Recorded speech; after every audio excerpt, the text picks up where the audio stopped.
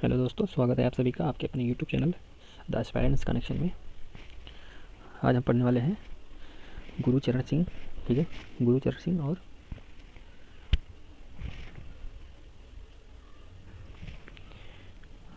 गुरुचरण सिंह और राम किंकर बैज के बारे में। ठीक है, तो चलिए शुरू करते हैं। शुरू करने से पहले यदि आपने चैनल को सब्सक्राइब नहीं किया है तो चैनल को सब्सक्राइब कर लें, जिससे कि नए वीडियो का नोटिफिकेशन आप तक मिलती रहे। ठीक है, चलिए देखते हैं। गुरुचरण सिंह का जन्म कब और कहाँ हुआ था? तो गुरुचरण सिंह का जन्म हुआ था 1898 में, कश्मीर में हुआ था। ठीक है, कहाँ हुआ था? कश्मीर में हुआ था।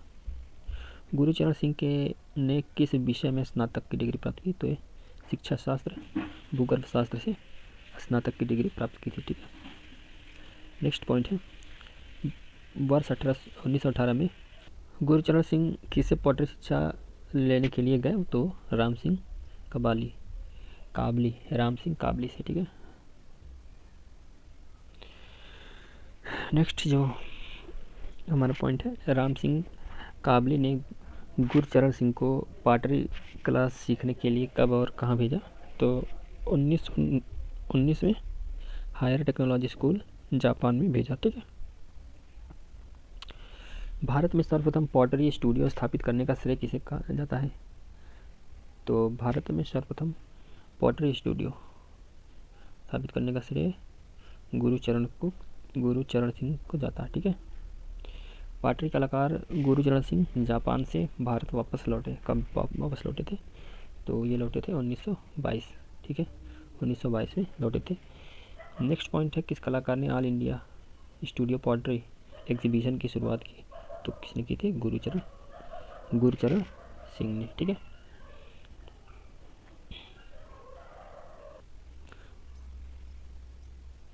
नेक्स्ट पॉइंट देखते हैं, गुरुचरण सिंह ने all India studio pottery exhibition किस वर्ष शुरुआत की? तो ये आपको बताना है। तो 1973 को शुरुआत की। ठीक है, 1973 में। भारत सरकार ने गुरुचरण सिंह को किस वर्ष चौथे श्रेष्ठ सम्मान पद्मश्री से सम्मानित किया? तो इनको पद्मश्री कब मिला था? 1991 को मिला था। ठीक है, 1991 में पद्मश्री से सम्मानित किया गया। नेक्स्ट हमारा जो पॉइंट है, इंग्लैंड की प्रसिद्ध पॉटरी कलाकार जो गुरुचरण सिंह की प्रशंसक रही, तो कौन रही? लूसी री। ठीक है, लूसी री।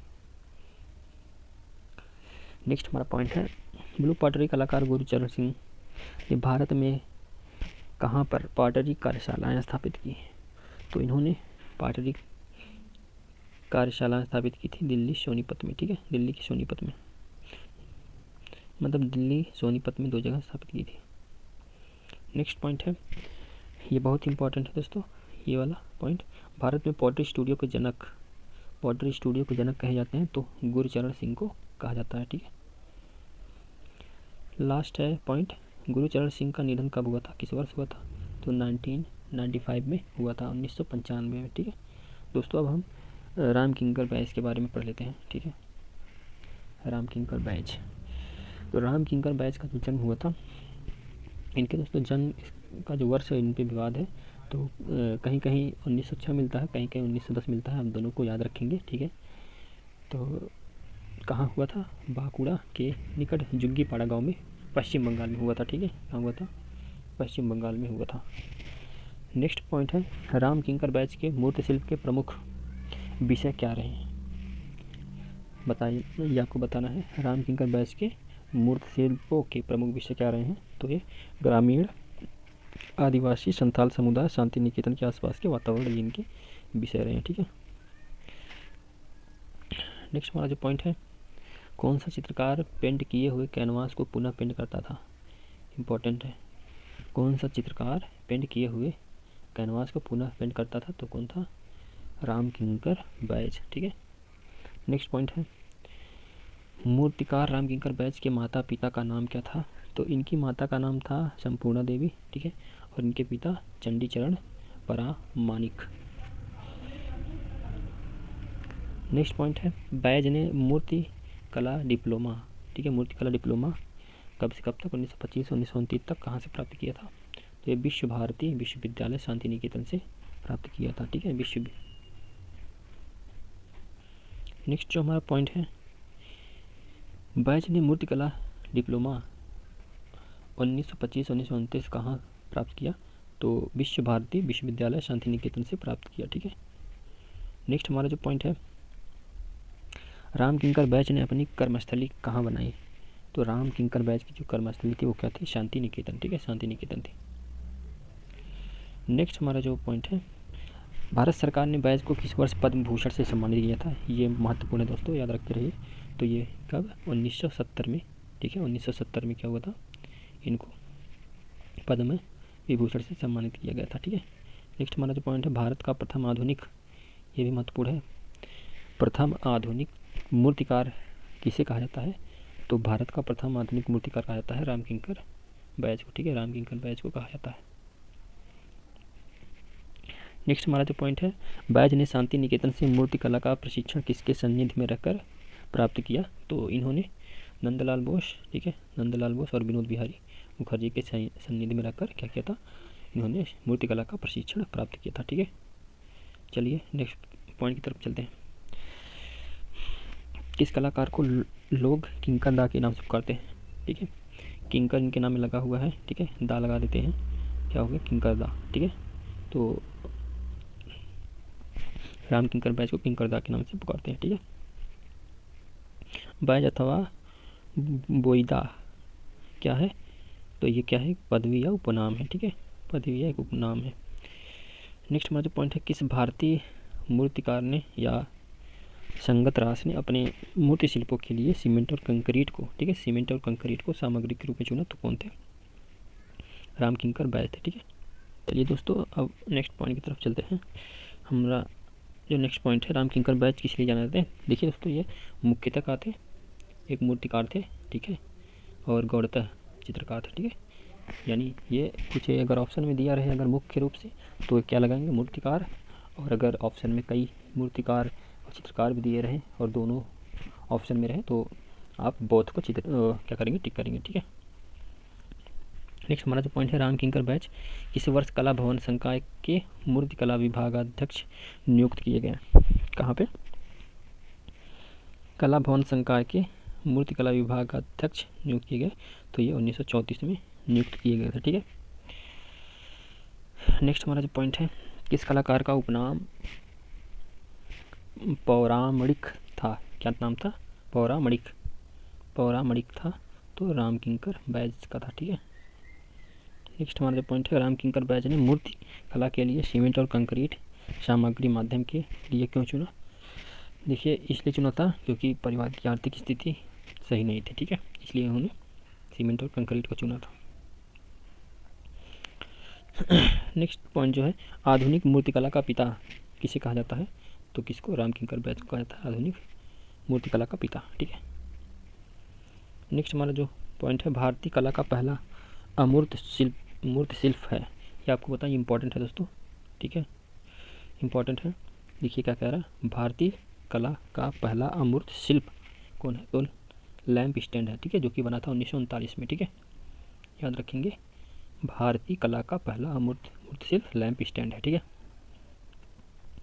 राम किंकर बैच किस लिए जाना जाते हैं, तो ये क्या है, एक आधुनिक मूर्तिकार है, ठीक है, आधुनिक मूर्तिकार के रूप में जाने जाते हैं, ठीक है। नेक्स्ट हमारा जो पॉइंट है, किस कलाकार के कला जीवन पर आधारित तमिल भाषा का उपन्यास देखी नाई फिरे नेवर लुक्ड बैक, देखी नाई फिरे लिखा गया, तो इनके जीवन पर, कला जीवन पर आधारित एक तमिल भाषा में उपन्यास लिखा गया, ठीक है, राम किंकर बैच की, ठीक है, देखी नाई फिरे, इंग्लिश में बोलते हैं नेवर लुक्ड बैक, ठीक है। नेक्स्ट हमारा जो पॉइंट है, प्रसिद्ध तमिल उपन्यास देखी नाई फिरे पीछे मुड़कर नहीं देखा किस उपन्यासकार ने लिखा है, तो समरेश बसु ने लिखा है, किसने दोस्तों, याद रखे रहेंगे, इंपॉर्टेंट है, किसने लिखा है देखी नाई फिरे उपन्यास जो है, समरेश बसु ने, ठीक है, समरेश बसु ने। नेक्स्ट हमारा जो पॉइंट है, प्रसिद्ध मूर्ति शिल्प फाउंटेन यानी फव्वारा किसने निर्मित किया है, तो मूर्ति शिल्प जो फाउंटेन है वो राम किंकर दा ने यानी राम किंकर बैच ने आपका बनाया, ठीक है। नेक्स्ट हमारा जो पॉइंट है, किस कला अकादमी ने रामकिंकर बैच की स्मृति में जीनियस ऑफ रामकिंकर बैच नामक प्रदर्शनी आयोजित की। ठीक है, ये दोस्तों इंपॉर्टेंट है, याद रखे रहेंगे। किस कला अकादमी ने रामकिंकर बैच की स्मृति में जीनियस ऑफ रामकिंकर बैच नामक प्रदर्शनी आयोजित की? तो इसने की Birla academy of art and culture Kolkata में जो है उसने आयोजित की। ठीक है, नेक्स्ट हमारा जो पॉइंट है, भारतीय आधुनिक मूर्ति शिल्पों के पिता, ये बहुत पूछता है दोस्तों, भारतीय आधुनिक मूर्ति शिल्पों के पिता कहे जाते हैं तो किसको? रामकिंकर बैच को कहे जाते हैं। ठीक है, रामकिंकर बैच को कहते हैं। ठीक है, नेक्स्ट हमारा जो पॉइंट है, किस वर्ष बैच को रविंद्र भारती विश्वविद्यालय ने डिलीट की उपाधि की मानद उपाधि से सम्मानित किया? तो कब? 1979 में। ठीक है, 1979 में डिलीट की उपाधि इनको दिया गया। ठीक है, नेक्स्ट हमारा जो पॉइंट है देख लेते हैं।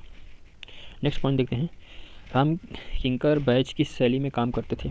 तो रामकिंकर बैच दोस्तों काम करते थे अमूर्त अभिव्यंजनवादी शैली में। ठीक है, याद रखेंगे, अमूर्त अभिव्यंजनवादी शैली में काम करते थे। ठीक है, नेक्स्ट पॉइंट है, रामकिंकर बैच के प्रारंभिक मूर्ति शिल्पों का सामग्री माध्यम क्या रहा?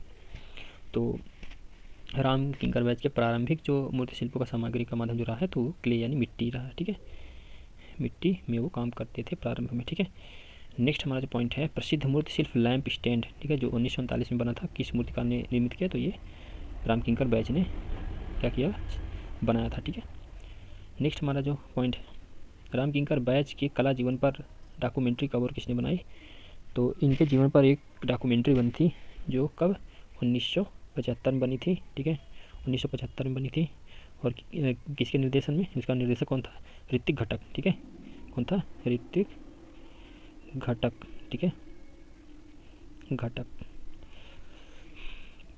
चलिए हमारा जो नेक्स्ट पॉइंट है, द पोएट, यहाँ लिखा है द पोएट आवाक्ष सीमेंट। ठीक है, द पोएट आवाक्ष सीमेंट प्रतिमा किस कलाकार ने निर्मित की?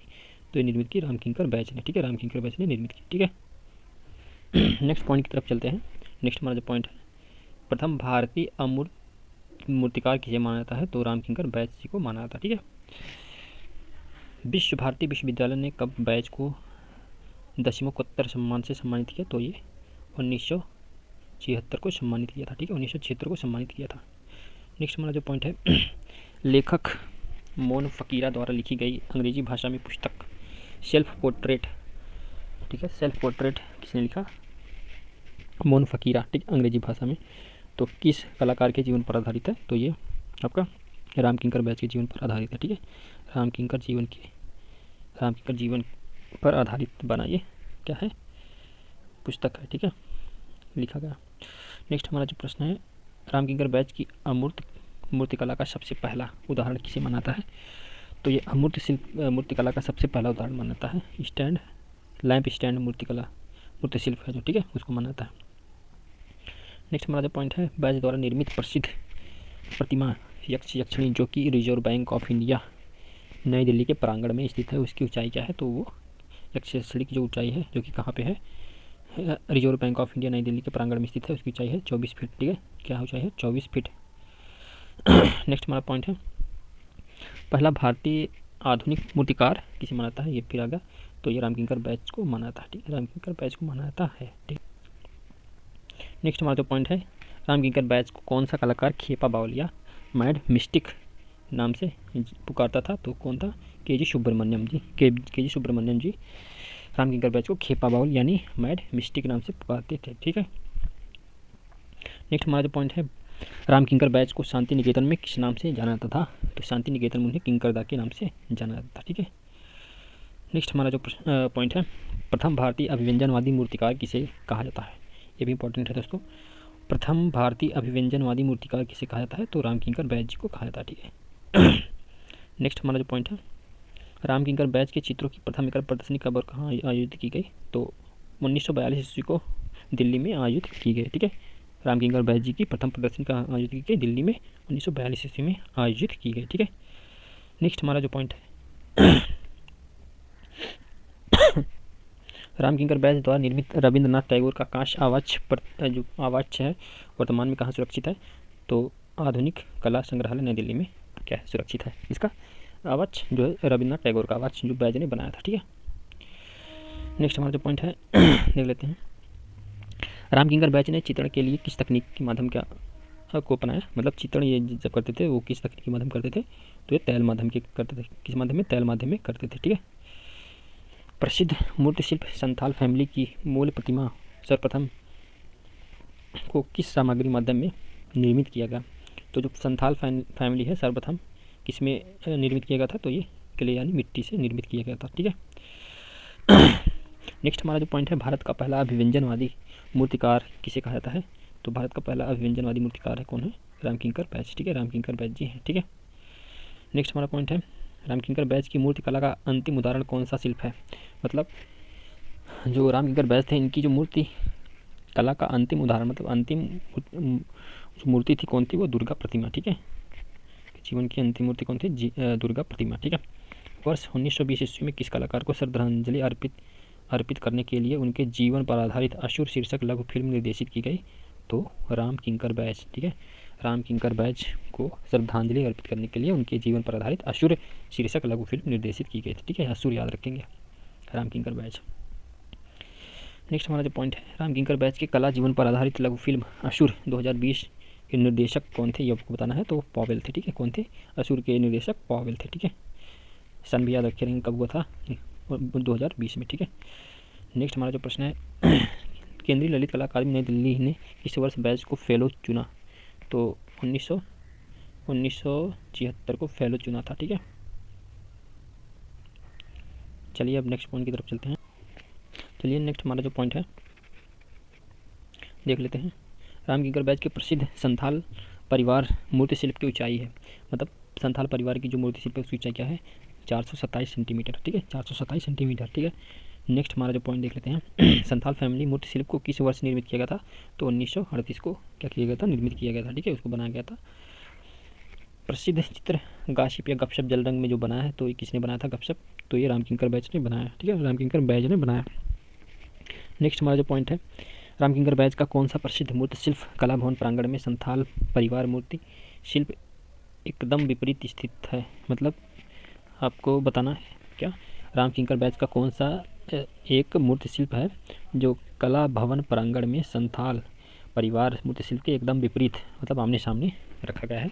तो वो कौन सा है? Call of the mill. ठीक है, कॉल ऑफ द मिल मूर्ति शिल्प है। नेक्स्ट हमारा जो पॉइंट है, रामकिंकर बैज की प्रसिद्ध कलाकृति हार्वेस्टर क्या है? तो ये चित्र और मूर्ति शिल्प दोनों है। ठीक है, हार्वेस्टर इनकी क्या है दोस्तों? चित्र भी है और मूर्ति शिल्प दोनों है। ठीक है, याद रखेंगे, चित्र भी है और मूर्ति शिल्प दोनों है। हार्वेस्टर किसकी है? रामकिंकर बैज की। ठीक है, नेक्स्ट हमारा जो पॉइंट है, बैज द्वारा निर्मित गांधी प्रतिमा जो कि कला भवन में स्थित है उसकी ऊंचाई कितनी है? तो ये दोस्तों 15 से लेकर के 20 फीट है। ठीक है, 15 से लेकर के 20 फीट की इसकी क्या है? ऊंचाई है। ठीक है, 15 से लेकर 20 फीट। नेक्स्ट हमारा जो पॉइंट है दोस्तों, देखिए ये नेट 2021 में पूछा गया है। तो संथाल फैमिली प्रतिमा वर्तमान में सुरक्षित है। तो संथाल फैमिली प्रतिमा ये कहाँ सुरक्षित है? जो कला भवन है शांति निकेतन, वहाँ पे सुरक्षित है। कहाँ पे? संथाल फैमिली सुरक्षित है कला भवन शांति निकेतन। ठीक है, नेक्स्ट हमारा जो पॉइंट है, रामकिंकर बैज कहाँ से संगत राष्ट्र थे? तो ये शांति निकेतन से थे। ठीक है, शांति निकेतन से ये संबंधित थे। ठीक है, रामकिंकर बैज का देवस्थान कब और कहाँ हुआ था? तो 1918 में पश्चिम बंगाल में इनकी मृत्यु हो गई थी। ठीक है, अब दोस्तों हम इनके जो प्रमुख छापा चित्र हैं और जो प्रमुख चित्र हैं और इनकी जो प्रमुख मूर्ति शिल्प है उनको देख लेंगे। ठीक है, ये इंपॉर्टेंट है दोस्तों। चलिए प्रमुख छापा चित्र देख लेते हैं। इनकी जो छापा चित्र है, धान बुआई ईचिंग बना, यानी छापा चित्र ईचिंग में रहता है, और फसल कटाई ये भी ईचिंग में है, हल कर्षण, ठीक है, कुत्ता, मछली और जाल, पक्षी शावक जो कि लीनो कट में बना है। ठीक है, लीनो कट याद रखेंगे, पक्षी शावक, दिन का अंत ड्राई पॉइंट में बिल्ली बना है लिथोग्राफ में। ठीक है, सूर्यमुखी ये भी लिथोग्राफ में बना हुआ है, सूर्यमुखी। और नेक्स्ट है वसंत, ठीक है, और झंझावात ये भी लिथोग्राफ में बना हुआ है। ठीक है, अब इनके प्रमुख चित्र देख लेंगे। विनोदनी जूट पर तैल रंग द्वारा बना है, ये कहाँ संरक्षित है? राष्ट्रीय संग्रहालय नई दिल्ली में संग्रहित है। ठीक है, नेक्स्ट है हॉर्स, ठीक है, मुर्गा और मेज, ठीक है, मुर्गा और मेज, गॉसिप या गपशप, और क्या है हार्वेस्टर, फार्मर्स हार्वेस्टिंग, ठीक है, थ्रेशिंग कटाई, ठीक है, लेडी विथ पिचर घड़े के साथ महिला, ठीक है, लड़की और कुत्ता। लड़की और कुत्ता दोस्तों इंपॉर्टेंट है, ये कहाँ पर संग्रहित है आपका, ये बना था 1932 में, ये राष्ट्रीय संग्रहालय नई दिल्ली में संग्रहित है, ठीक है। नेक्स्ट है मिल पहुंचने की पुकार, ये भी इंपॉर्टेंट है दोस्तों, मील कॉल, ठीक है। नेक्स्ट है children of the soul, famine famine famine important है दोस्तों, ये कहाँ पे राष्ट्रीय टेम्परा माध्यम बना है, राष्ट्रीय का आधुनिक कला दीर्घा नई दिल्ली में है, ठीक है। चिल्ड्रन ऑफ द सोल, ये कागज़ पर जल रंग माध्यम में बना हुआ, ठीक है। चलिए अब इनके जो प्रमुख मूर्ति शिल्प हैं उनको देख लेंगे। इनका मूर्ति शिल्प है फैमिली यानी संथाल फैमिली यानी संथाल परिवार, सीमेंट कंक्रीट में बना है, 1938 में बनाया गया था। इसकी ऊंचाई 427 सेंटीमीटर है, ठीक है। ये कहाँ पे है, कला भवन शांति निकेतन में है, ठीक है। मील की पुकार यानी meal call, call of the meal, ये है, ये भी सीमेंट कंक्रीट में बना हुआ है, ये भी कला भवन शांति निकेतन में, ठीक है। नेक्स्ट हमारा जो है स्टैचू ऑफ बुद्धा, ठीक है, ये सीमेंट में है, ये कला भवन शांति निकेतन में है। रविन्द्रनाथ टैगोर का कांस्य अवाक्ष, बस्ट ऑफ रविंद्रनाथ, ये इनकी मूर्ति शिल्प है, ये भी, ये कहाँ है, राष्ट्रीय आधुनिक कला दीर्घा नई दिल्ली में स्थित है, ठीक है। विनोवर, ये ब्रॉन्ज में बनाया गया है, विनोवर। नेक्स्ट हमारा जो है यक्ष यक्षिणी, जो ग्रेनाइट पत्थर से बना, याद रखेंगे दोस्तों, इंपॉर्टेंट है, यक्ष यक्षिणी ग्रेनाइट पत्थर से बना हुआ है। कब बना था, 1966 में। कितना लंबाई इसकी, 24 फीट है, जो कि रिजर्व बैंक ऑफ इंडिया में है, ठीक है। बफेलो फिश, ये कहाँ पे है, बिडला गर्ल्स हॉस्टल शांति निकेतन में, ठीक है, बफेलो फिश। लैंप स्टैंड, ये भी सीमेंट में, इसका माध्यम याद रखेंगे दोस्तों, सीमेंट माध्यम बना है लैंप स्टैंड 1939 को, ठीक है। नेक्स्ट हमारा जो है गांधी प्रतिमा, ये भी सीमेंट कंक्रीट से बना हुआ है, 20 फीट है इसकी लंबाई, कला भवन शांति निकेतन में स्थित है, ठीक है। नेक्स्ट हमारा जो है गांधी प्रतिमा जो ब्रॉन्ज में बना हुआ है, डांडी मार्च 2, ठीक है, डांडी मार्च 2 भी इन्होंने ही बनाया है, प्लास्टर में बना है, आधुनिक ये राष्ट्रीय आधुनिक कला दीर्घा नई दिल्ली में है, ठीक है। इन्होंने सुजाता एक मूर्ति शिल्प बनाया है, ठीक है, सीमेंट कंक्रीट में। मदर चाइल्ड, ये प्लास्टर का बना है, ठीक है। हार्वेस्टर, ये भी देखिए एक चित्र भी था और ये मूर्ति शिल्प भी है, हार्वेस्टर सीमेंट कंक्रीट से बना है, ये भी कला भवन शांति निकेतन में है, ठीक है। नेक्स्ट है थ्रेशर, फवारा फाउंटेन, ठीक है, और ये द पोएट यानी कवि, सीमेंट में बना है। नेक्स्ट है कच्छ और देवयानी, ठीक है, और अगला है दुर्गा प्रतिमा। तो दोस्तों इनका ये इम्पोर्टेंट जो महत्वपूर्ण कुछ छापा चित्र और मूर्ति शिल्प इनके थे, ठीक है, हमने यहाँ पे देखा। तो ये थी इन सब के बारे में जानकारी। राम की किंकर प्राइस का टॉपिक थोड़ा बड़ा था, ठीक है। आशा करते हैं आप लोग को इससे काफ़ी कुछ जानकारी मिली होगी। अगर जानकारी अच्छी लगी हो तो वीडियो को लाइक करें, चैनल को सब्सक्राइब करें, ठीक है। चलिए पूरा वीडियो देखने के लिए आप सभी का धन्यवाद।